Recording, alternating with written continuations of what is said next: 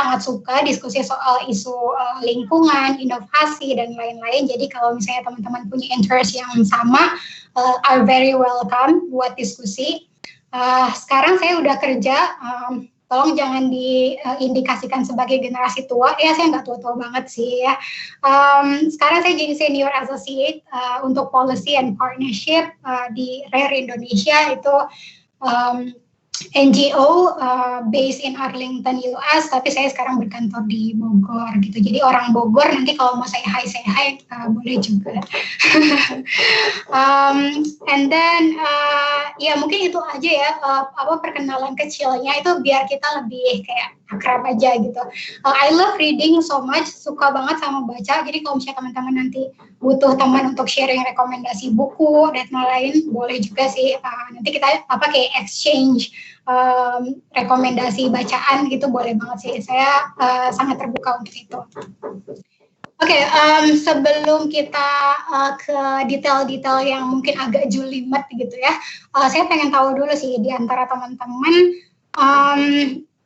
kira-kira nih ya, berapa banyak sih yang udah punya rencana dapetin beasiswa di luar negeri? Pasti kan maksudnya dari sekian banyak ini ada nih gitu yang sebagian, saya sebenarnya lebih suka di dalam negeri karena misalnya kayak kalau orang hukum tuh cenderung biasanya ngambil juga di dalam negeri karena hukum di beda negara kan kayak operation sama sistemnya beda gitu. Tapi ada nggak dari teman-teman yang udah punya niat nih sangat kuat suatu saat nanti ingin studi di luar negeri? Kalau boleh saya mau lihat dong raise hand sedikit aja, saya mau tahu sih seberapa banyak kira-kira prosentasinya dari teman-teman yang pengen dapat studi di luar negeri. Oke, I'll check di partisipan dulu ya. Coba yang raise hand ada berapa? Oke, masih nambah. Lumayan banyak ya. Oke, it's getting higher and higher. Semakin banyak nih. Oke. Ya, sambil dengerin respon dari teman-teman ya. Saya yakin nih kalau misalnya masih nambah terus berarti animonya cukup tinggi gitu ya untuk teman-teman yang pengen kuliah di luar negeri. Oke, I'll get to the presentation lagi ya. Nah, dari teman-teman yang tadi udah ngangkat tangan nih berencana dapetin beasiswa di luar negeri, siapa yang udah rencanain studi dan beasiswa apa yang pengen didapat? Jadi nggak cuma ingin nih ya, tapi udah kira-kira tahu lah gitu dikit-dikit beasiswanya yang pengen teman-teman dapetin itu apa. Coba raise hand lagi deh kalau teman-teman merasa teman-teman udah punya plan gitu untuk dapetin beasiswa. Oke, I'll check lagi ya. Oke, oh nice, lumayan. Tadi ada sekitar 20 lebih lah yang bilang mau kuliah di luar negeri. Sekarang ini udah mau menjelang 13, ya sekian lah ya. Ini masih berubah angkanya. Gak apa-apa, ntar kita comeback dulu. Oke, berarti kalau saya hitung kasar aja, at least dari setengahnya udah mulai merencanakan gitu ya. Udah mulai tahu nih beasiswa apa yang pengen didapat. Itu berita bagus. Nah, sekarang saya mau minta teman-teman minta bantuannya untuk pergi ke slido.com, pakai kode hashtag N268, atau kalau teman-teman pegang gadget, pegang handphone di tangannya atau di sekitarnya gitu, boleh scan aja barcode-nya, terus teman-teman bisa masuk ke slido.com. Nanti di situ ada pertanyaan. Saya akan roll poll-nya. Jadi pertanyaannya, apa yang membuat kalian ingin mendapatkan beasiswa di luar negeri? Coba teman-teman boleh submit 1 atau 2 jawaban, atau 1 aja nggak apa-apa. Dulu mungkin beberapa tanggapan atau beberapa respon dari teman-teman sebenarnya kayak gimana. Apa sih sebenarnya yang pengen teman-teman dapetin dari kuliah di luar negeri? Saya tunggu 1 menit ya, semoga ada yang jawab sih. Oke, saya tunggu dulu ya. Jadi pada bisa akses kan ya? Oh, challenge myself, wow. Oke, great. Ada lagi pengalaman, nice. Ya, betul, pasti. Ada lagi.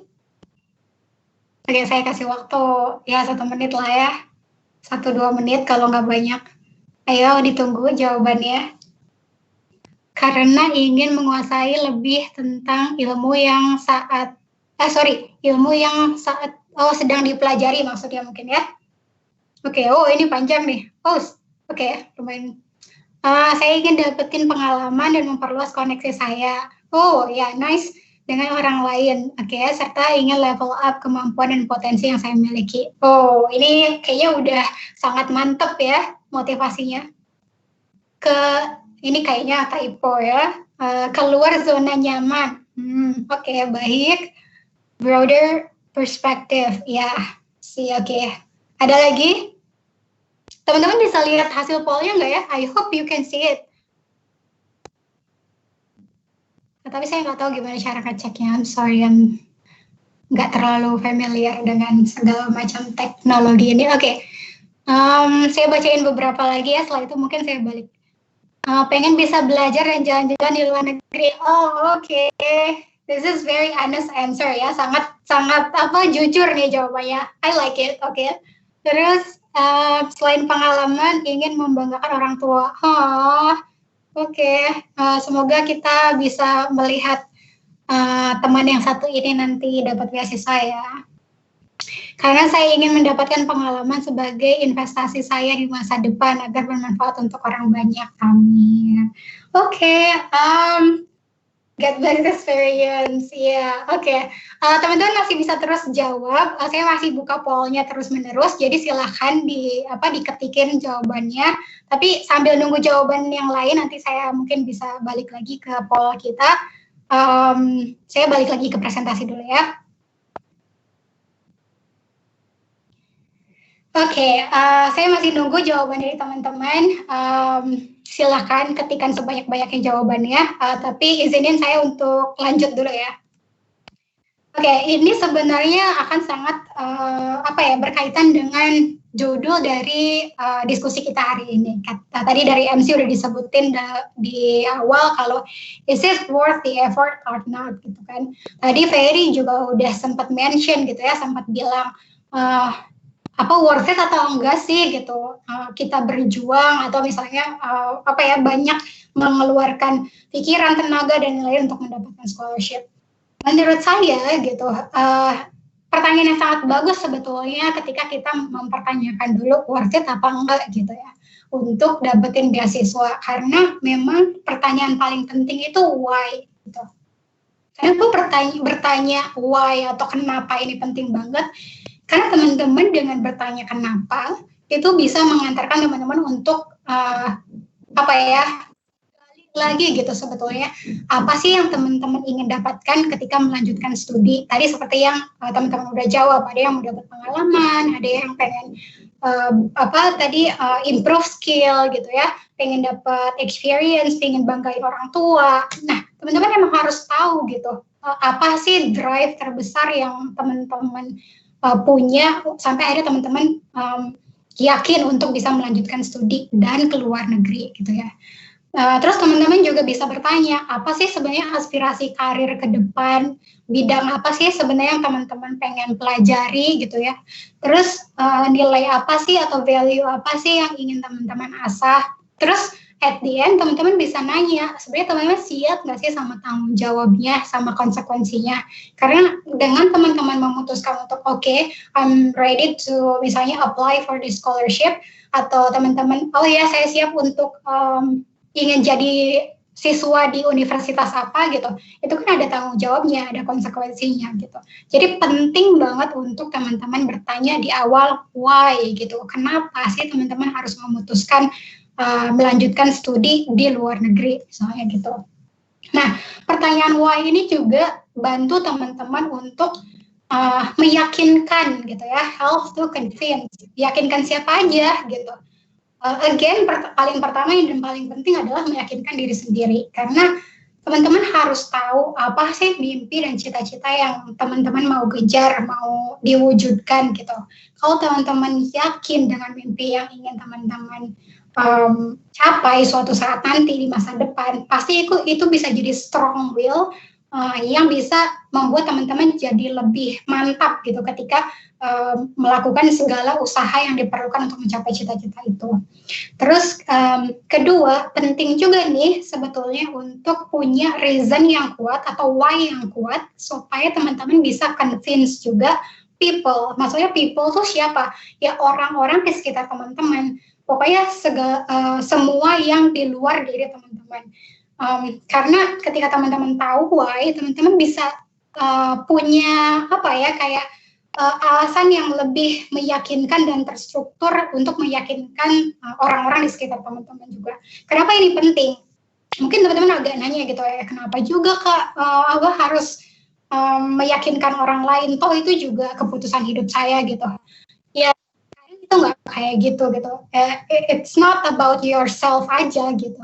Misalnya nih saya ambil contoh, saya ada teman dulu dia udah keterima di prestigious universities gitu di US, dia juga udah dapat scholarship, and then ketika dia mau share atau mau minta izin lah gitu ya ke orang tuanya, terus orang tuanya bilang intinya kayak mereka agak kurang yakin untuk support teman saya ini pergi untuk kuliah master di luar negeri. Bahkan ibunya sampai bilang, mama kayaknya lebih bangga kalau punya menantu daripada punya anak punya gelar master. Kayak wow gitu kan, udah capek-capek nih masuk universitas yang sangat prestisius di US, udah dapetin beasiswa juga gitu. But again itu ternyata nggak semudah itu, karena ya kita juga harus pertimbangkan gitu ya, teman-teman tuh harus tahu juga apakah orang-orang di sekitar itu suportif, kasih pengertian. Nah kalau teman-teman tahu reasonnya yang sangat kuat untuk bisa melanjutkan studi di luar negeri, maka teman-teman akan dengan lebih mudah meyakinkan orang-orang di sekitar juga. Ini apalagi kalau misalnya teman-teman case-nya setelah lulus, who knows ya, ini apalagi bukan maksudnya mau seksis nih gitu, tapi I would say beberapa persen perempuan itu habis lulus udah mulai ada yang gimana kalau kita berkeluarga gitu ya. Nah nanti mungkin kalau 1-2 hal teman-teman udah punya partner gitu, maksudnya itu problem yang valid gitu, karena teman-teman harus meyakinkan partner teman-teman bahwa I need to go misalnya, atau I need to submit this application because I want to get my master degree misalnya di US gitu kan, atau di Australia, di UK. Nah itu kan sesuatu yang perlu dipersiapkan gitu. Terus ketiga, tentu ya paling penting teman-teman juga perlu reason why, karena teman-teman harus convincing, harus meyakinkan sponsor. Ketika teman-teman meyakinkan sponsor, ada banyak strategi yang tentu harus dipersiapkan gitu. Kalau teman-teman sendiri nggak yakin dengan tujuan besar teman-teman itu studi di luar negeri atau mendapatkan beasiswa untuk apa, maka gimana bisa untuk convincing sponsor gitu.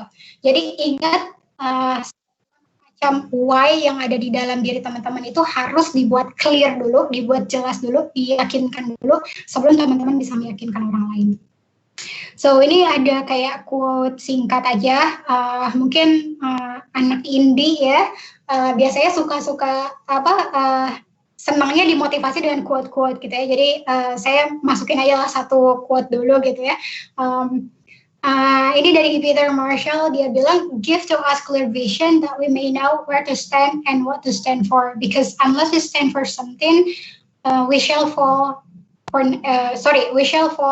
for anything. Jadi maksudnya ketika teman-teman yakin kalau teman-teman itu punya tujuan yang sangat bold gitu ya, yang sangat kuat, maka itu akan jadi penggerak atau motivasi teman-teman untuk bisa juga melaksanakan semua persiapan ketika teman-teman apply beasiswa atau apply university dengan lebih baik. Kan ada juga ya pepatah yang bilang katanya kalau misalnya teman-teman gagal merencanakan itu sama aja kayak merencanakan kegagalan. Jadi please jangan sampai kita gagal saat persiapan, karena again itu sangat penting untuk menentukan nanti apa sih hasil yang bisa kita dapatkan. Nah sebenarnya saya ada video ya buat ditayangin dan biar teman-teman dapat break gitu ya sebentar. Tapi tadi saya lihat kayaknya kalau nayangin video agak mandek-mandek gitu ya. Jadi saya nggak yakin nih untuk bisa ditayangin. Jadi nggak apa-apa lah, kita skip aja videonya. Karena juga mungkin teman-teman nanti bisa akses videonya masing-masing di gadgetnya masing-masing.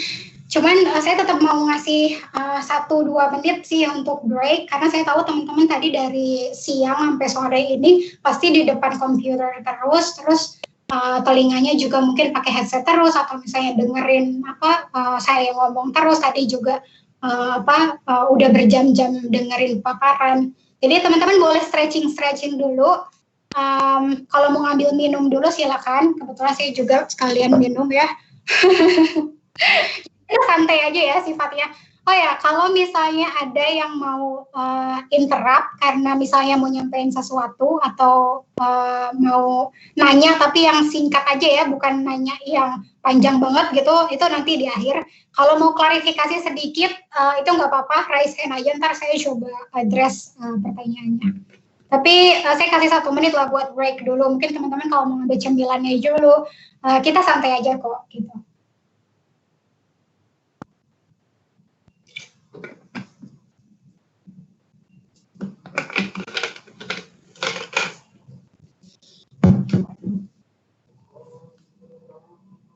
Saya bisa nggak ya share videonya sambil nunggu?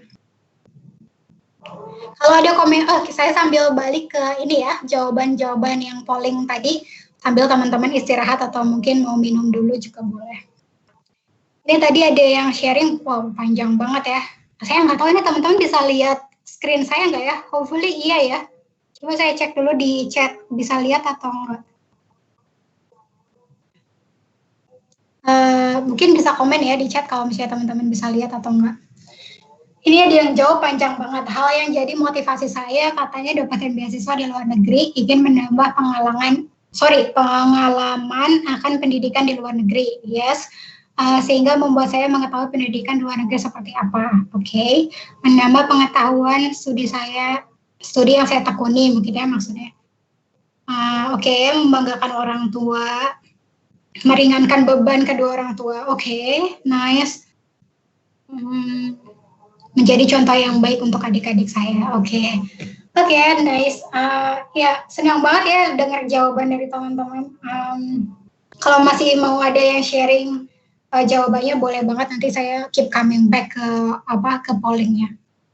Oke ya, saya assume teman-teman udah take a break ya. Kita lanjut dulu karena waktunya terbatas. Semoga saya bisa on time. Oke, again tadi seperti yang saya sebutkan di awal, the key untuk bisa teman-teman yakin dan kemudian teman-teman bisa smooth gitu ya nanti perjalanannya ketika mempersiapkan entah itu aplikasi scholarship ataupun aplikasi universitas adalah find the why first. Ingat, tanya dulu kenapa sama diri sendiri. Kenapa sih teman-teman harus kuliah di luar negeri? Kenapa teman-teman harus dapat scholarship? Nah, setelah tadi teman-teman bertanya gitu ya, why-nya kenapa sih gitu, apa sih reason kuatnya, apa yang harus dipersiapkan. Now the question is what gitu. Nah, setelah nanya kenapa, nggak selesai sampai di situ ternyata gitu. Kita juga harus nanya apa sih what-nya. Nah, what ini yang mungkin kemudian teman-teman perlu jawab adalah kalau teman-teman sudah yakin kalau misalnya ingin melanjutkan studi ke luar negeri, artinya teman-teman harus menentukan kemudian kan beasiswa apa sih yang ingin atau tepat untuk teman-teman pilih gitu.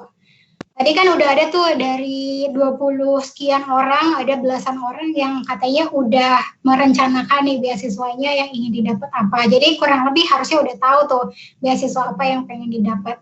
Nah, mungkin sekarang teman-teman bisa masuk lagi ke Slido, bisa scan barcode-nya lagi.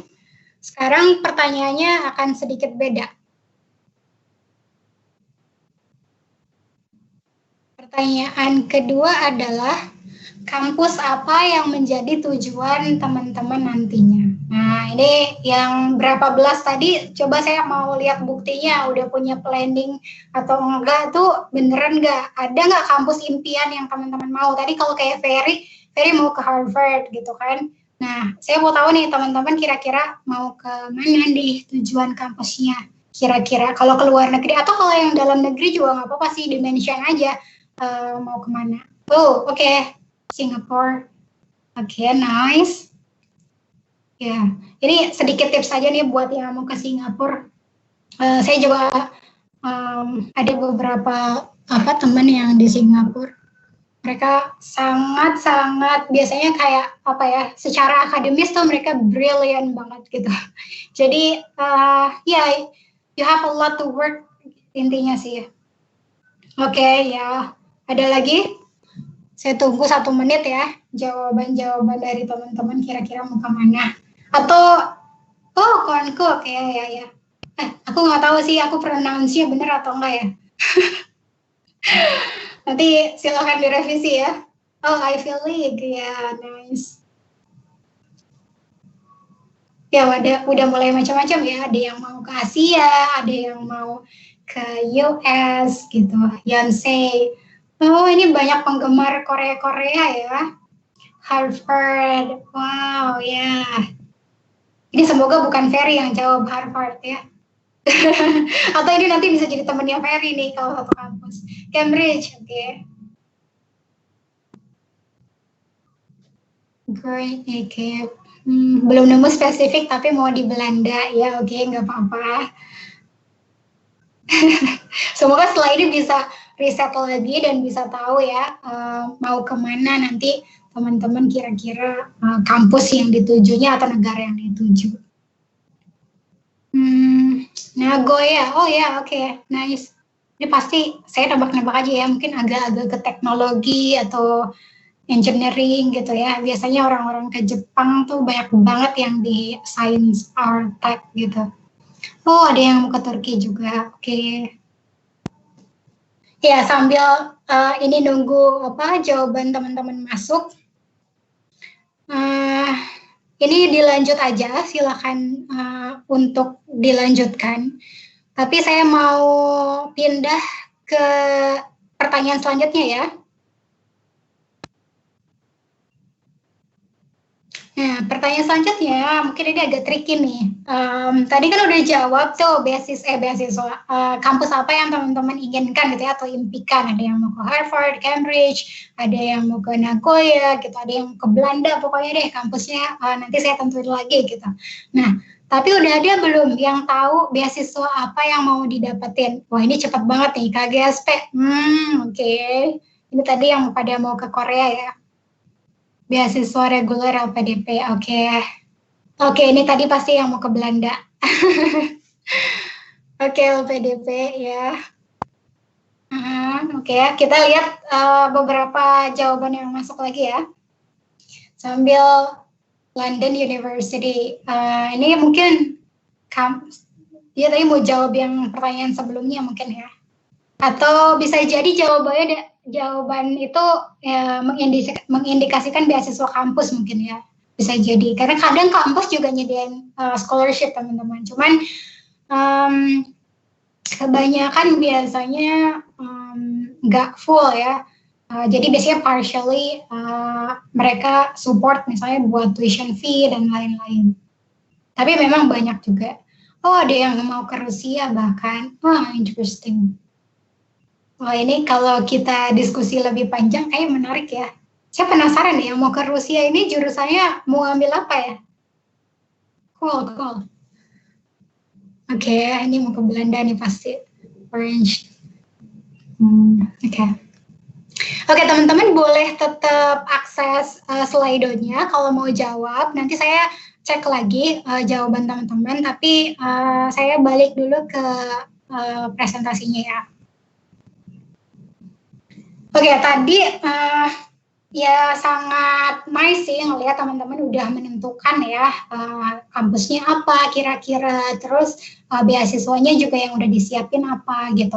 Itu artinya teman-teman memang sudah punya niat yang cukup kuat untuk bisa dapetin beasiswa di luar negeri gitu. Dan tapi meskipun itu belum cukup, jangan khawatir sih.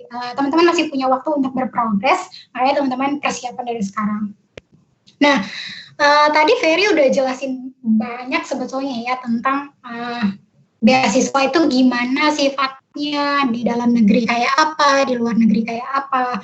Terus tadi juga udah diceritain tips-tipsnya kayak apa gitu. Again, saya nggak ingin mengulang banyak apa yang udah disampaikan, dan teman-teman juga punya privilege ya untuk bisa akses internet. Tinggal satu klik teman-teman udah bisa lihat berbagai macam informasi gitu kan. Terus teman-teman pasti punya akses juga ke mungkin Adkesmanya punya informasi tentang scholarship, terus juga teman-teman bisa nyari dari network-network di sosial media gitu ya. Tadi ada startup yang dibuat Ferry juga gitu ya, atau teman-teman bisa nanya sama senior yang udah lebih dulu dapat gelar master di luar negeri gitu. Jadi banyak banget channel yang sebenarnya bisa jadi alternatif buat teman-teman.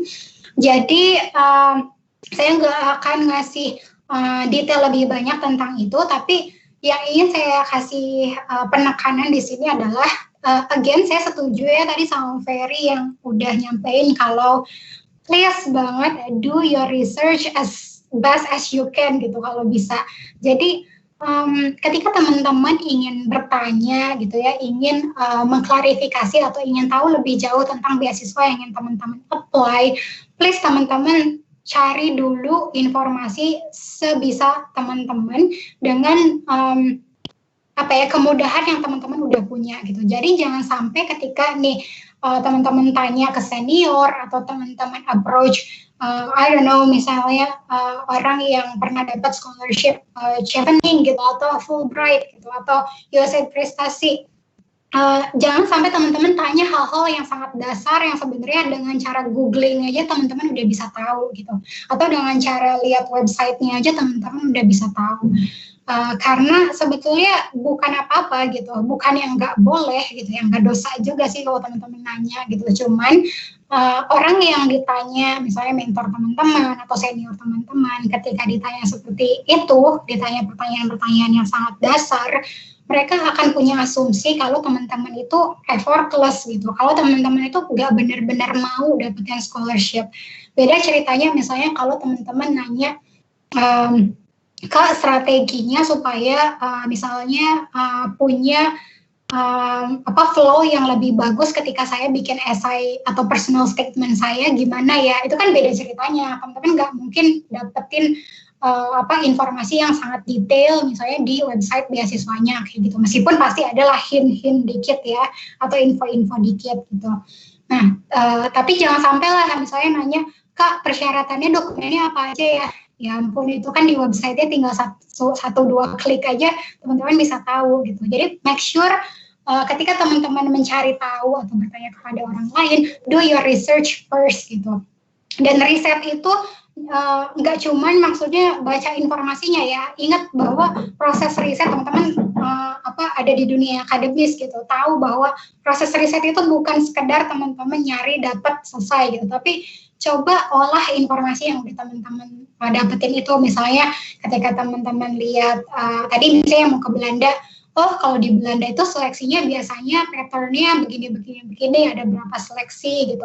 Oh ternyata meskipun ke universitas yang berbeda, saya daftarnya tetap di satu portal gitu, di satu website. Oh dokumen yang disiapinnya biasanya ada ini gitu.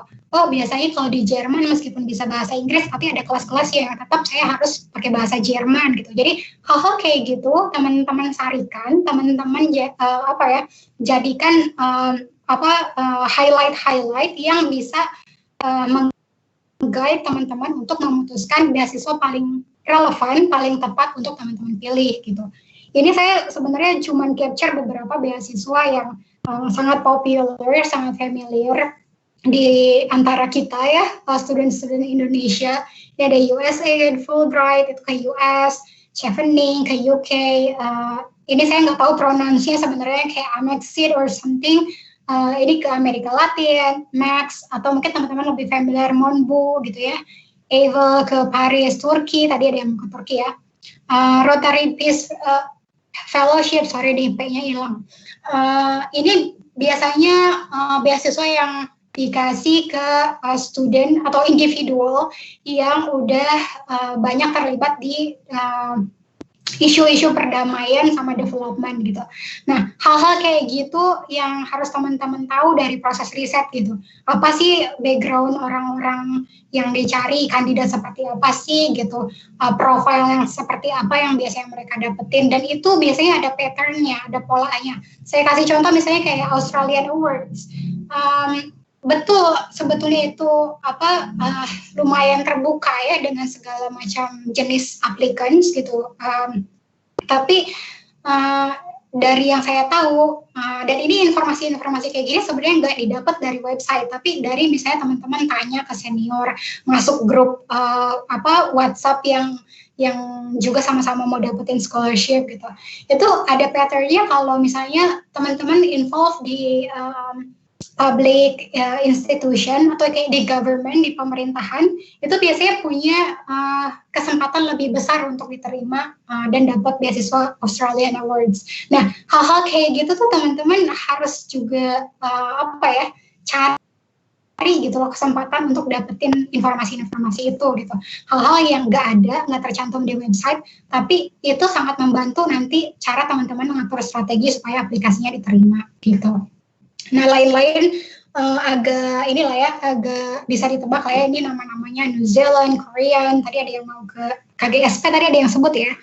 Terus ini ke ASEAN, DAAD ke Jerman, terus tadi ada yang mau ke Belanda, mungkin student juga bisa jadi alternatif. Ada yang ke kalau mau ke Sweden, ada Swedish Institute. Banyak lah pokoknya, teman-teman bisa cari detailnya dengan googling, cari dari website embassy atau misalnya tanya-tanya sama senior. Nah, ketika teman-teman melakukan riset, tentu ya teman-teman perlu mengumpulkan informasi dan data sebanyak-banyaknya untuk mastiin supaya teman-teman tuh nggak kehilangan kesempatan dan juga supaya teman-teman tuh milih beasiswa yang paling tepat gitu. Tadi kalau di paparan pertama tuh Ferry sempat mention ya, katanya dia lebih prioritasin scholarship yang fully funded gitu. Tapi bukan berarti dia nggak nyari scholarship yang lain yang partially funded. Nah, hal-hal kayak gitu tuh harus teman-teman tentuin di awal gitu. Sebenarnya beasiswa apa sih yang mau saya cari gitu. Nah, beberapa tips dari saya adalah, pertama, perhatiin kesesuaian kampus dan jurusan yang akan dipilih. Contohnya ya, contohnya kalau teman-teman mau ke misalnya tadi ada yang mau ke Korea gitu. Oh, kalau mau ke Korea ya cari dong beasiswa yang mau ngasih atau nge-provide students untuk belajar di Korea, kayak KGSP tadi misalnya. Terus make sure juga kalau jurusan yang teman-teman pilih itu sesuai gitu. Jadi selain tadi merhatiin ranking university-nya gitu dan lain-lain, teman-teman juga pastiin kalau ranking jurusannya tuh bagus gitu. Saya ngasih note ini sebagai tambahan karena kadang orang juga lupa untuk consider bahwa ranking jurusan itu perlu diperhatiin juga gitu. Karena kadang misalnya nih, teman-teman mau kuliah di Cambridge gitu, tapi teman-teman susah lah ya, saya ngambilnya kampus saya aja dulu deh, mau kuliah di LSI gitu ya. Dulu saya pilih LSI, mungkin kalau dari segi kampusnya orang akan bertanya gitu, kenapa mau LSI sih gitu ya, karena LSI itu kan nggak ada jurusan-jurusan yang lain, maksudnya dia benar-benar khusus untuk social and political science aja gitu, jadi nggak akan ketemu sama doctors, student di medicine dan lain-lain gitu. Jadi secara peringkat kampus mungkin masih kalah misalnya sama Oxford gitu ya. Tapi kalau misalnya mau dibalikin ke jurusan yang saya pilih gitu, well sebenarnya kalau saya mau pilih, saya waktu itu ngambilnya Environment and Development, jadi itu under Geography Department gitu. Dan it is ya I would say, meskipun mungkin ini ganti-gantian ya sama Oxford, itu adalah the best kampus untuk saya bisa belajar economic geography gitu. Jadi that is why I decided to go for LSE as my first priority gitu. Karena saya tahu itu adalah sekolah terbaik ketika saya mau belajar economic geography gitu. Jadi teman-teman jangan cuma lihat peringkat kampus. Jadi peringkat kampus perlu dilihat, tapi peringkat jurusannya juga harus dilihat gitu. Ya kalau bisa yang paling bagus atau ketiga paling bagus lah kalau bisa ya. Terus perhatikan benefit apa saja yang ditawarkan dan bagaimana karakter sponsor atau pemberi beasiswa. Again ini juga tergantung ya, maksudnya akan sangat berbeda satu individu dengan individu lain, karena pasti ada yang mungkin punya ability, punya kemampuan secara finansial, ada yang mungkin kurang mampu secara finansial gitu. Nah, teman-teman harus tahu kemampuan teman-teman secara finansial supaya tahu juga berapa banyak sebenarnya yang butuh di cover gitu. Kayak tadi ada yang mau ke Ivy League ya, Ivy League tuh mungkin bisa sekitar 2M gitu kan untuk bisa sampai lulus gitu ya. Kalau misalnya di UK yang cuma 1 tahun mungkin ya sekitar 1M lah gitu. Nah, hal-hal kayak gitu tuh teman-teman perhitungkan juga gitu. Apalagi kalau misalnya teman-teman dapat beasiswa yang partially funded, karena teman-teman harus tahu apakah sisanya teman-teman provide itu sendiri gitu ya, self funding, atau teman-teman cari beasiswa yang lain. Terus ketiga, perhatikan pola seleksi dan penerima kandidat di tahun-tahun sebelumnya. Nah ini tadi juga udah di-mention ya sama pembicara pertama, bahwa pattern atau pola itu penting banget gitu. Jadi cari tahu gimana polanya orang-orang kok bisa keterima sih beasiswa ini gitu. Saya kasih contoh paling ekstrim mungkin ya. Kalau teman-teman mau dapat LPDP, ya nggak mungkin kan teman-teman di esainya nulis kalau misalnya teman-teman punya kecenderungan misalnya untuk menyukai involvement yang sangat radikal gitu ya, atau misalnya pokoknya teman-teman mengindikasikan kalau teman-teman nggak terlalu nasionalis gitu, ya itu kan sangat susah gitu. Atau misalnya ketika teman-teman apply chevening gitu, chevening itu sangat melihat misalnya leadership teman-teman gitu. Jadi ya again teman-teman harus menunjukkan sisi leadership teman-teman yang sangat excellent dibandingkan kandidat-kandidat yang lain. Misalnya teman-teman udah pernah memimpin organisasi, dan selama memimpin organisasi itu ada berapa ratus orang yang dipimpin. Teman-teman udah menjalankan program yang segimana besar, pembiayaannya berapa banyak, siapa aja yang mendukung, siapa aja yang teman-teman undang, misalnya kayak gitu, atau sampai ngundang menteri, presiden, dan lain-lain. Itu harus teman-teman tunjukkan gitu, supaya kelihatan nih gitu kualitas teman-teman itu beda sama yang lain. Oke, kalau misalnya ada apa-apa atau saya ngomongnya kecepatan, tolong dikasih raise flag juga ya. Semoga sih enggak, saya agak terlalu bersemangat juga, kadang-kadang suka kecepatan nih ngomongnya. Oke, tadi kan udah dibahas ya, kira-kira gimana sih cara supaya teman-teman tahu why-nya, kemudian what-nya seperti apa. Nah, ketika teman-teman udah tahu why-nya, udah tahu reason-nya, terus tahu beasiswa apa yang mau didapat, sekarang pertanyaannya adalah what next gitu. Apa yang harus dilakukan setelah itu, setelah punya keinginan dan tujuan gitu ya. Ini beberapa step yang mungkin saya bisa bilang ini pengalaman yang lebih personal untuk saya gitu. Ini bisa efektif untuk orang lain, tapi bisa juga enggak. Maksudnya teman-teman jangan jadiin ini patokan, tapi saya harap ini jadi insight aja buat teman-teman, dan teman-teman boleh modify ini serelevan mungkin dengan kondisi masing-masing individu gitu ya. Nah, kalau di case saya dulu ada 4 step yang menurut saya menjadi sangat penting ketika ingin sukses untuk mendapatkan beasiswa ke luar negeri. Pertama adalah make a plan. Kedua, look for mentor. Jadi cari mentor gitu ya. Ketiga, prepare your application. Tentu ya, siapin aplikasinya. Ya, tadi sebenarnya udah banyak banget di cover sama Ferry, jadi mungkin nanti saya akan kasih insight-nya aja. Terus keempat, consistent practice and learning. Jadi latihan dan belajar yang konsisten. Konsisten tuh kayak apa ya, istiqomah gitulah intinya ya.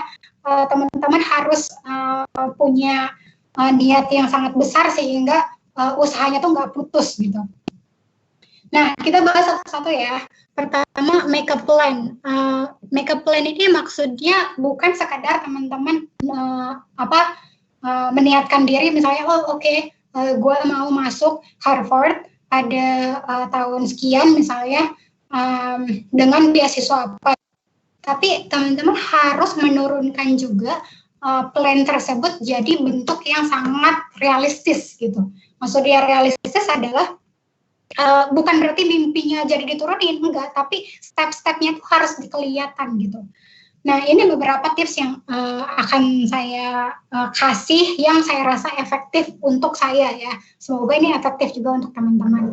Pertama, buat folder khusus untuk mengorganisir semua yang teman-teman perluin. Saya tuh dulu waktu mau master, saya punya satu folder yang itu isinya semua dokumen, semua persiapan, matriks yang saya pakai untuk nyiapin scholarship dan aplikasi universitas saya. Jadi kalau teman-teman mau ada interview atau teman-teman harus submit apapun, teman-teman bisa keep coming back to that folder dan nggak istilahnya keteter gitu ya, nggak keteter gitu, dan itu jadi dokumentasi yang sangat baik juga buat teman-teman.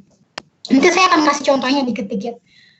Kedua, buat matriks hasil riset yang kamu lakukan. Tadi, again, saya udah mention ya, ketika riset itu jangan cuma riset aja, tapi juga teman-teman harus, ini kayaknya saya cek waktu dulu ya.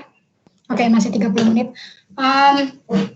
Jadi matriks, teman-teman perlu juga untuk punya matriks gitu. Jadi hasil riset yang teman-teman lakukan untuk misalnya tujuan universitas, scholarship yang mau didapat dan lain-lain, itu dibikin lebih organized, dibikin matriks kalau perlu gitu, supaya teman-teman tahu, prioritas kampus yang mau saya apply itu apa aja. Tadi kan kalau dari Ferry, suggestion-nya, apply lah lebih dari satu universitas, kalau perlu belasan gitu ya universitas. Nah, tapi dari belasan itu teman-teman harus punya prioritas ya, mana yang jadi prioritas pertama, mana yang prioritas kedua, dan seterusnya. Nah, itu perlu teman-teman pertimbangin. Gimana caranya pertimbangin? Ya itu tadi, bikin matriks supaya bisa compare dari satu option ke option yang lain.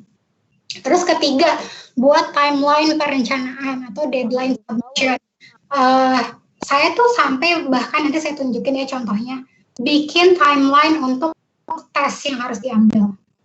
Misalnya kan kalau yang general aja ya, yang general at least teman-teman harus ngambil TOEFL, harus ngambil IELTS gitu ya. Tapi bahkan mungkin kalau yang ke US gitu kan harus ngambil juga GRE, harus ngambil juga GMAT gitu ya.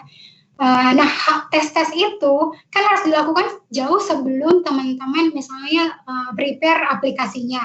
Nah, itu tuh harus dipertimbangkan juga timeline-nya. Jangan sampai nih, teman-teman udah keterima di universitasnya, udah keterima scholarship-nya, ternyata IELTS teman-teman belum cukup, atau ternyata IELTS teman-teman udah expired, nggak bisa dipakai lagi gitu. Nah, itu jangan sampai terjadi kayak gitu. Terus penting untuk memperhatikan tanggal-tanggal yang penting dan gunakan backward planning. Maksudnya backward planning tuh mundur ke belakang gitu loh planningnya. Jadi kalau misalnya teman-teman tahu harus submit bulan November gitu ya. Kalau submit bulan November saya punya waktu misalnya 6 bulan nyiapin dokumen. Berarti di bulan sekian saya harus udah selesai esai ini. Saya harus udah dapat referensi dari ini kayak gitu. Jadi semua tuh harus di planning in advance gitu loh. Jadi kayak jauh sebelumnya ketika teman-teman harus mempersiapkan itu dengan baik. Saya kasih contoh dikit-dikit aja ya buat nunjukin. Mungkin saya nggak akan detailing kayak one by one, tapi saya cuma pengen kasih lihat aja segimana effort yang akan diperlukan gitu loh. Ini dulu saya ketika mau masuk kampusnya, saya tuh bikin saya bikin matriks bahkan list sekolah gitu, sekolah apa yang mau saya apply gitu.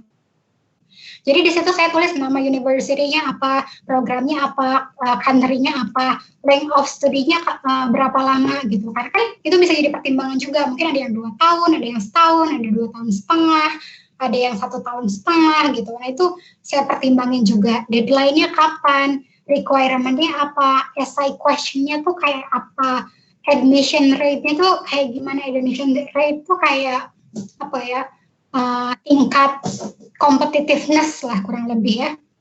Nah, jadi itu saya rinci gitu. Oke, waktu itu pilihan pertama saya LSI kan, saya tulis deskripsinya gimana. Terus pilihan kedua saya apa? Masih LSI juga tapi program yang berbeda misalnya kayak gitu. Terus pilihan ketiga saya apa? Oh, UCL, jurusannya apa kayak gitu. Dan ini masih banyak listnya sampai ke bawah. Saya ngambil di Amsterdam juga dan lain-lain. List ini bantu saya untuk bikin prioritas gitu. Kampus mana yang pengen banget dan yang paling kompetitif misalnya, dan kampus mana yang jadi cadangan atau alternatif saya gitu. Jadi jangan dikira cuma cap-cip aja ya pilihnya, tapi enggak gitu loh. Jadi kayak risetnya tuh benar-benar dirinci. Oke, ini untuk school. Terus untuk tes saya juga bikin matriks lagi.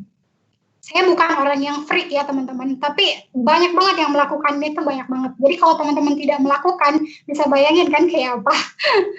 Jadi waktu buat tes itu saya tulis tes apa aja yang harus saya jalanin. Waktu itu beruntung saya cuma butuh IELTS aja sih. Teman-teman saya ada yang butuh GRE, butuh GMAT dan lain-lain ya.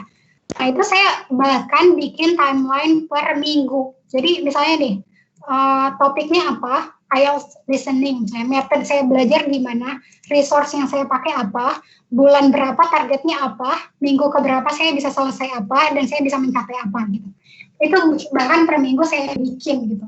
Jadi that's maksudnya ya itu benar-benar long effort gitu loh, bukan yang overnight terus jadi enggak. Tapi teman-teman harus siapin itu tuh berbulan-bulan, mungkin take a year bahkan gitu. Itu buat tes ya. Terus mungkin saya kasih contoh lagi deh. Saya bikin matriks funding waktu itu. Jadi scholarship pun saya nggak cap-cip aja gitu. Tapi saya ukur juga. Misalnya buat LSI, saya tuh butuh berapa banyak sih fundingnya. Saya tulisin misalnya admission fee-nya butuh berapa, tuition fee-nya berapa, akomodasi saya, makan saya, travel saya, buku saya, kebutuhan personal bahkan saya tulis juga. Itu kalau ditotalin berapa gitu.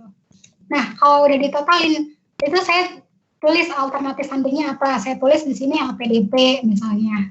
Oh oke, terus alternatif lainnya apa? Oh chevening misalnya. Oh oke, terus requirement-nya apa nih kalau LPDP? Oh kalau chevening requirement-nya apa? Terus timeline-nya kapan? Itu saya rinci juga gitu. Saya nggak tahu teman-teman ngeliat saya freak atau enggak, tapi I can garansi ya kalau yang melakukan ini bukan saya doang gitu. Mungkin saya bisa bilang 80-90% orang-orang yang cari beasiswa tuh kayak gini prosesnya. Jadi ya teman-teman memang perlu banyak effort gitu. Kalau teman-teman emang benar-benar pengen dapetin kampus yang teman-teman impikan. Oke, itu beberapa matriks yang saya punya. Saya balik lagi dulu ya ke PPT. Nah, setelah make up plan, teman-teman ngapain? Look for mentor. Jadi, ini sebenarnya nggak wajib ya. Again, akan tergantung kebutuhan teman-teman sendiri. Tapi saya bisa yakinkan sama teman-teman, kalau teman-teman punya mentor, itu akan sangat membantu prosesnya.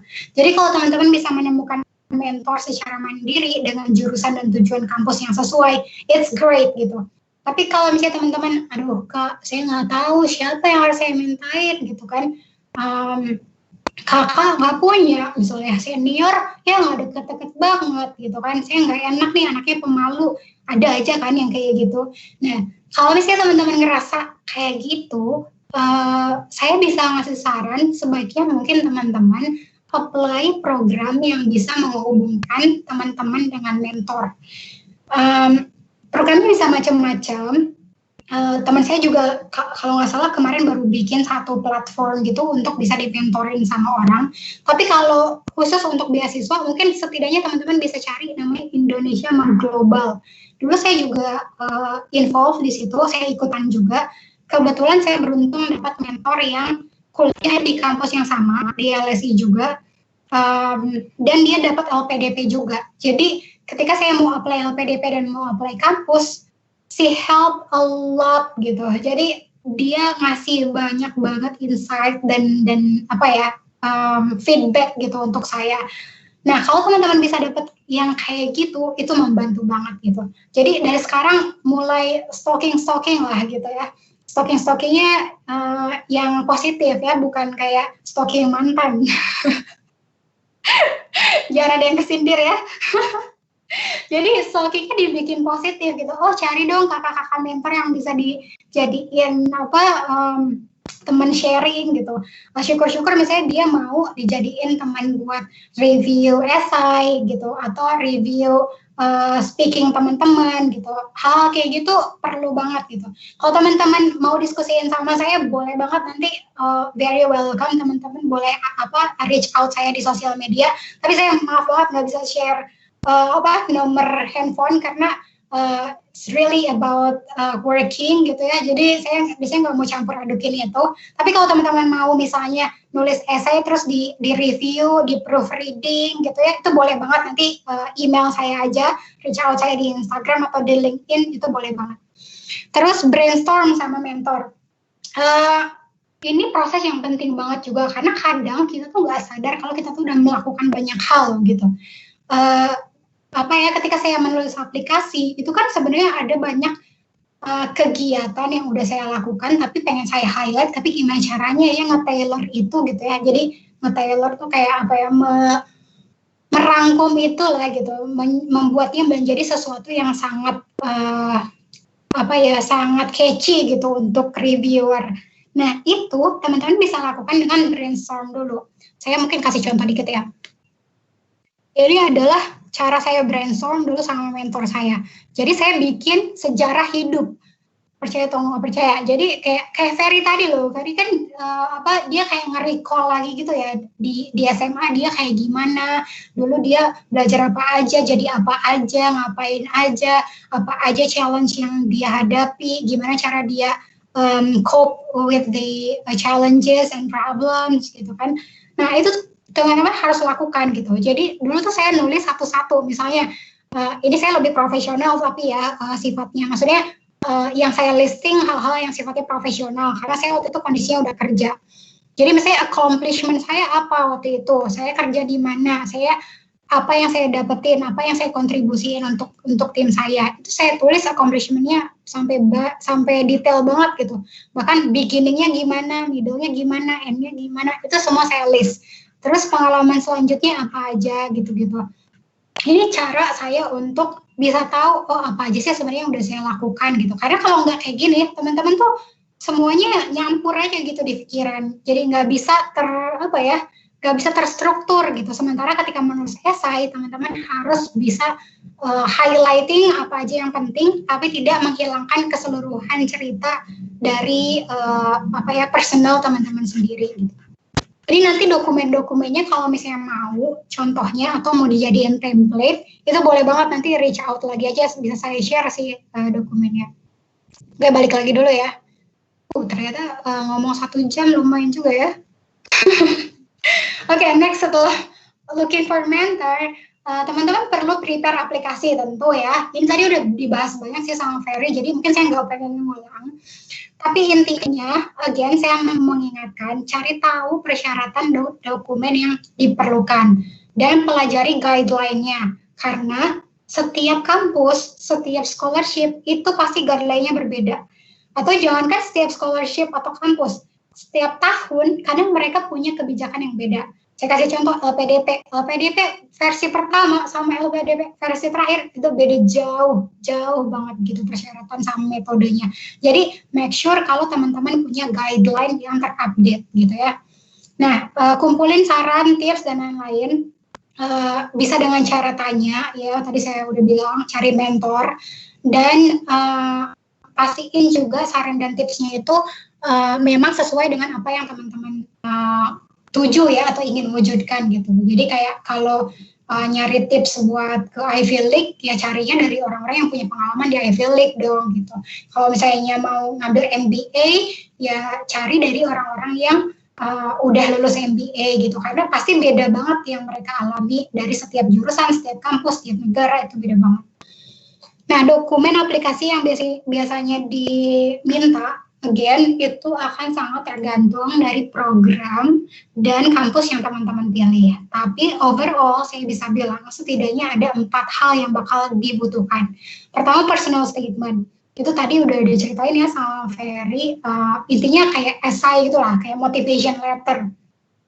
Dan itu ada yang mintanya cuma 500 kata, ada yang mintanya 1000, ada yang mintanya 3000, beda-beda setiap kampus. Makanya saya bilang jangan terpaku sama satu guideline, tapi cari guideline khusus untuk jurusan dan kampus yang teman-teman mau pilih. Terus recommendation letter, itu jadi kayak apa ya, rekomendasi lah gitu ya. Mungkin beasiswa dalam negeri juga ada yang kayak gini ya. Teman-teman harus dapat recommendation. Kalau buat S2 itu biasanya ada 2 tipe. Ada yang profesional, ada yang akademis. Yang akademis biasanya misalnya teman-teman cari dari dosen, dari Pak Dekan gitu ya. Tadi misalnya kalau teman-teman ini di visit tadi kan ada Pak Teguh ya, mungkin minta sama Pak Teguh gitu ya. Ada juga yang profesional tuh jadi kalau misalnya teman-teman udah kerja, minta rekomendasi misalnya dari supervisor, dari bos teman-teman, dari pemimpin organisasi, dari kalau misalnya kerja di startup misalnya dari CEO-nya kayak gitu. Jadi intinya orang-orang yang bisa membuktikan kualitas teman-teman dari perspektif orang lain gitu. Dan itu sebenarnya bunyinya nggak boleh jauh beda sama yang teman-teman tulis di personal statement gitu. Jadi kalau misalnya teman-teman di personal statement bilang kalau teman-teman itu sangat suka dunia entrepreneurship, ya berarti recommendation letternya harus menggambarkan itu juga. Nggak mungkin dong tiba-tiba di recommendation letternya bilang kalau dia sangat into riset gitu ya. Kan beda, dunia yang beda gitu ya. Nah itu makanya teman-teman harus punya sesuatu yang bold, sesuatu yang sangat distinktif gitu, yang sangat unik.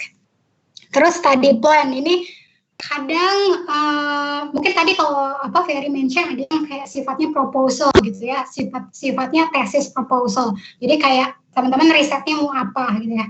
Tapi kalau saya dulu saya ngambilnya coursework, jadi bukan research base.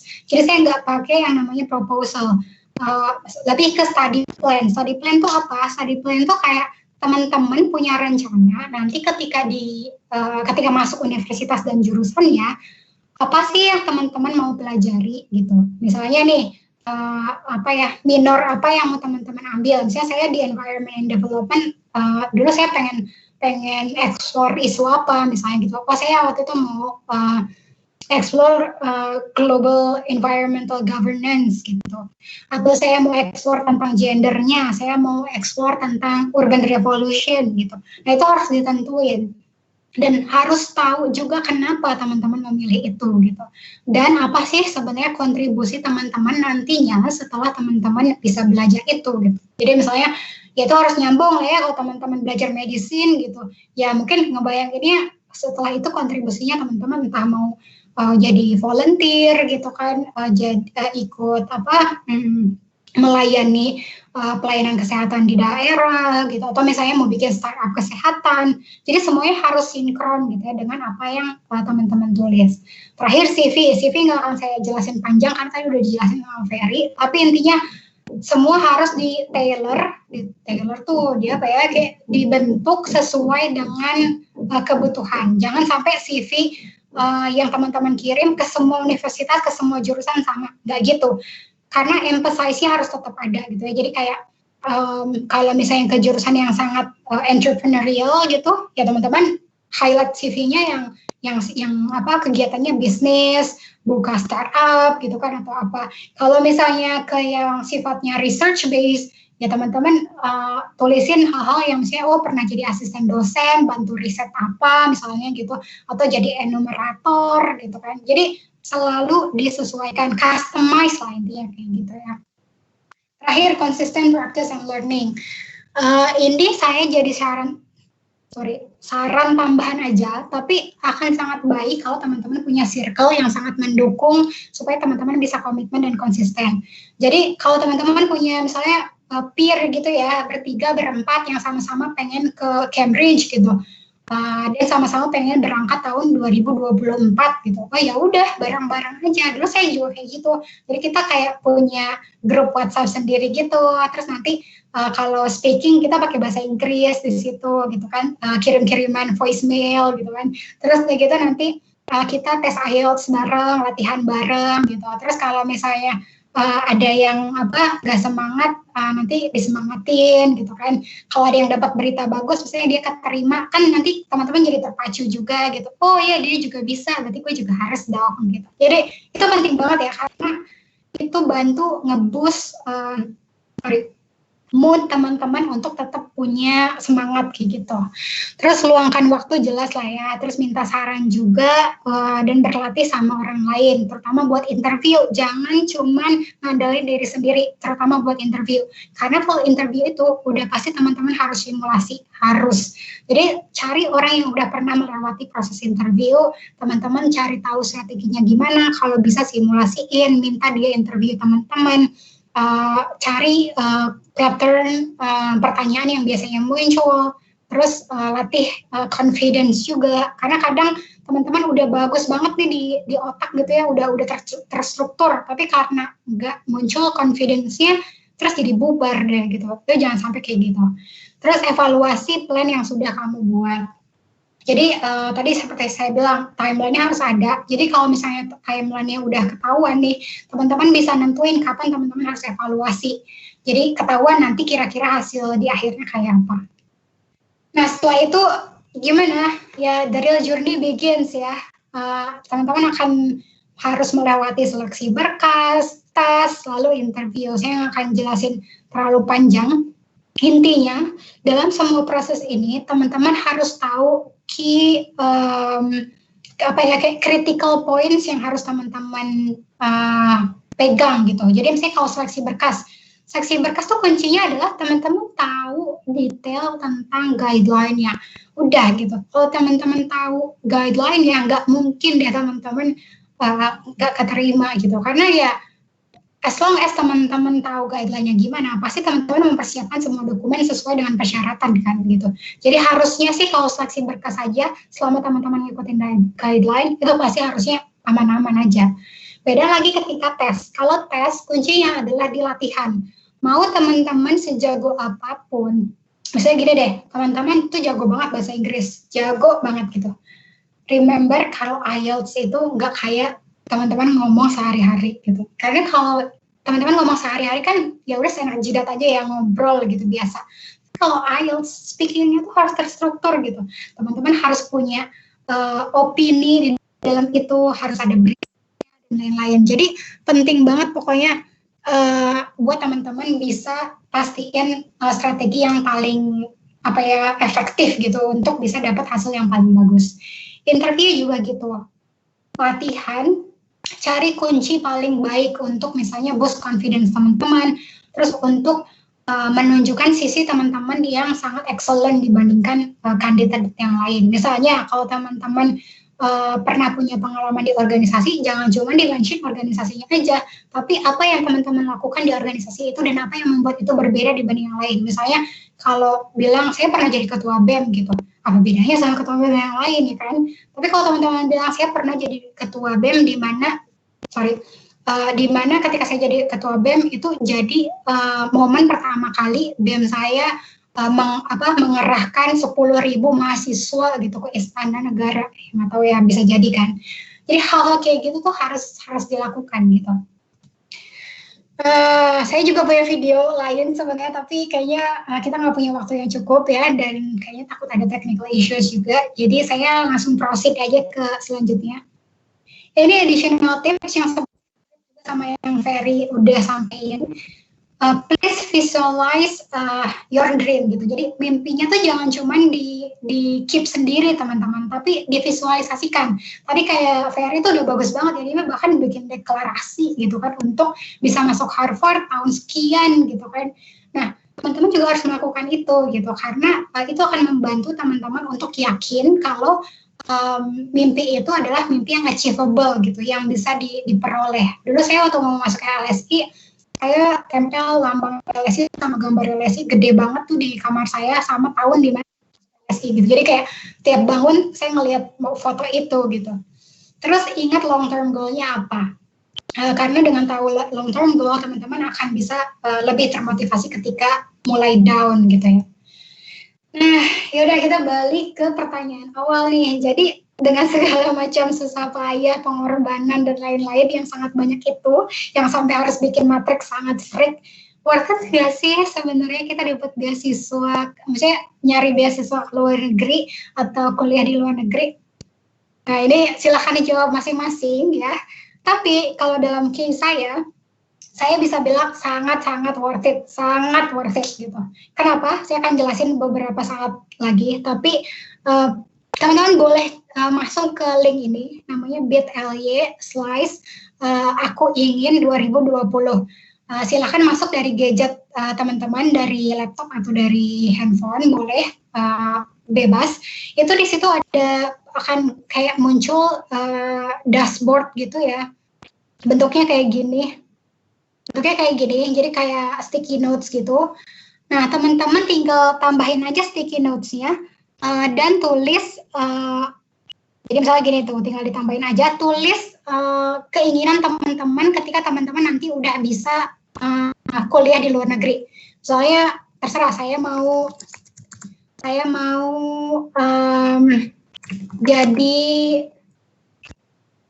volunteer di lembaga internasional gitu. Ketika nanti studying abroad, boleh kayak gitu. Terserah lah, pokoknya teman-teman tulis aja apa yang mau teman-teman lakukan di sana, atau sesimpel saya nanti mau jalan-jalan gitu kan. Saya mau keliling Europe, tulis aja. Nah, banyak-banyaknya. Nanti saya mau lihat kira-kira apa aja yang dapatkan.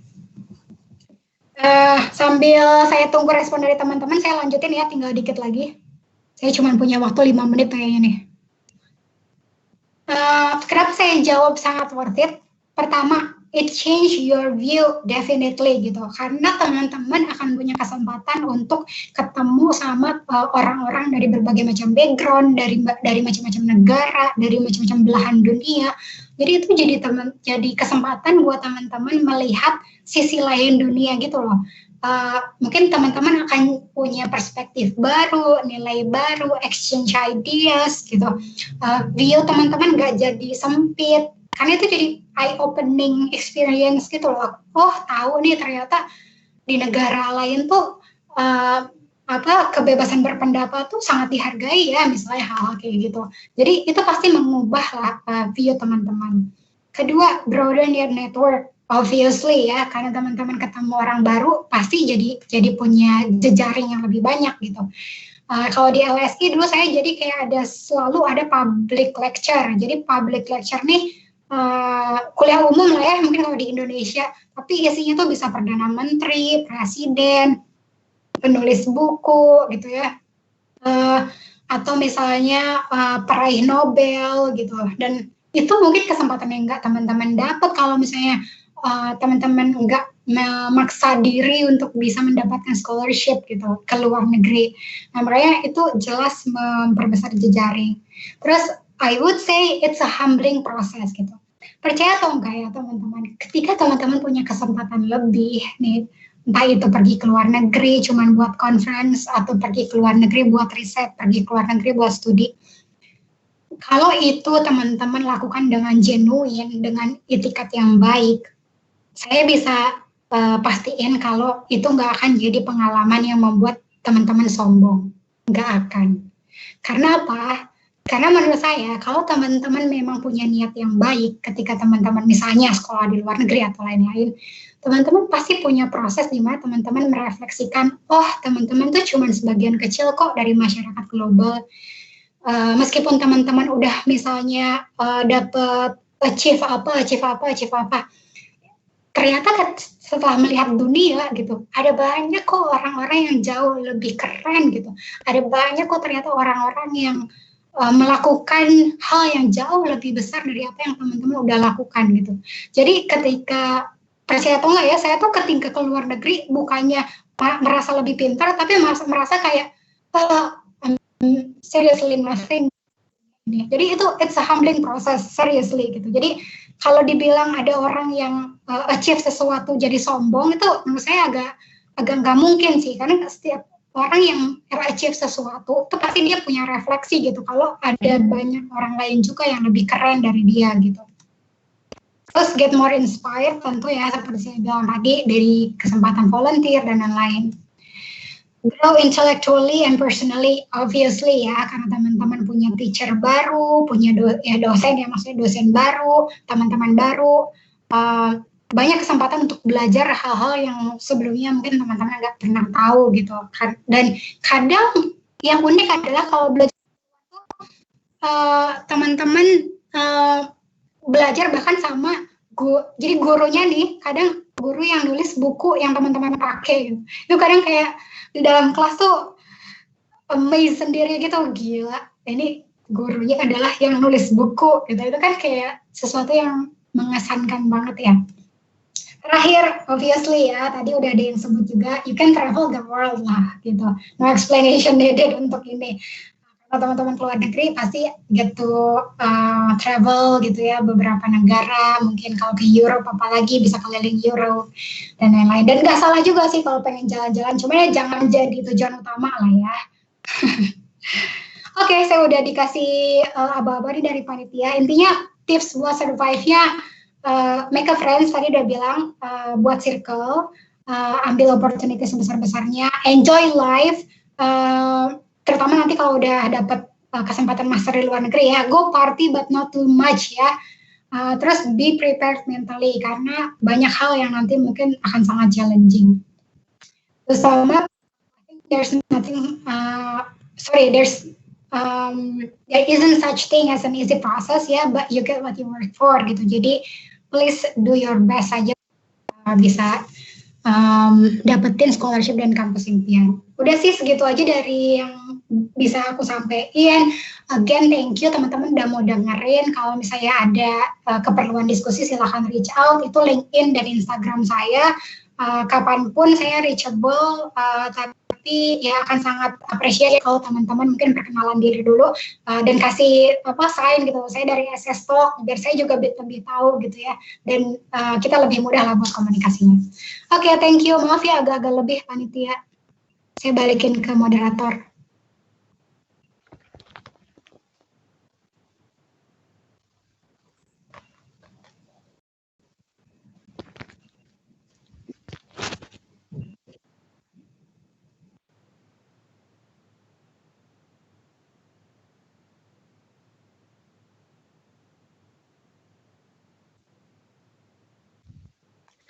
Terima kasih banyak Kanisa untuk materinya yang semakin menambah wawasan kita semua di sini dan sangat mendetail sekali ya teman-teman bagaimana kalau kita ingin mendapatkan beasiswa itu, mulai dari planningnya aja udah banyak sekali hal yang harus kita rencanakan dengan matang, bahkan sampai nanti berjalan ke tesnya, ke interviewnya.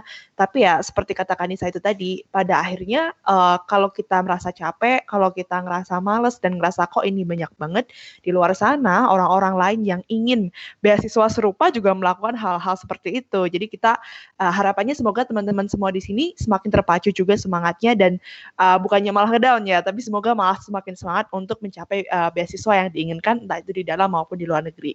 Ya, sebelum kita lanjut ke sesi selanjutnya, ada friendly reminder dari panitia bahwa panitia menyediakan link absensi. Jadi untuk teman-teman bisa dibuka ke room chat-nya di bagian chat di MS Teams ini. Bisa dilihat di situ panitia akan menyediakan link absen, silahkan diisi seperti itu. Oke, terima kasih banyak untuk Kanisa dan Kak Ferry untuk kedua pematerinya yang sangat jelas, menarik, mudah dipahami juga. Selanjutnya kita akan masuk ke sesi tanya jawab. Nah, akan tetapi sesi tanya jawab ini dibagi menjadi dua. Jadi yang pertama kita akan coba menanyakan pertanyaan-pertanyaan yang sebelumnya sudah dikumpulkan teman-teman. Nah, yang kedua nanti barulah kita akan membuka pertanyaan untuk teman-teman yang hadir di sini pada hari ini seperti itu. nanti akan ada door prize untuk 3 orang yang jadi memiliki pertanyaan terbaik, di mana door prize-nya adalah berupa voucher GoPay dan Netflix dan akan diumumkan di penghujung acara nanti. Oke, kami ucapkan terima kasih kepada pemateri atas materinya. Sekarang kita masuk ke sesi tanya jawabnya. Oke, untuk Kak Ferry dan Kanisa ada beberapa pertanyaan nih yang sudah masuk ke kita. Mungkin yang pertama kita mulai dari Kak Ferry dulu ya, supaya sesuai dengan apa ya,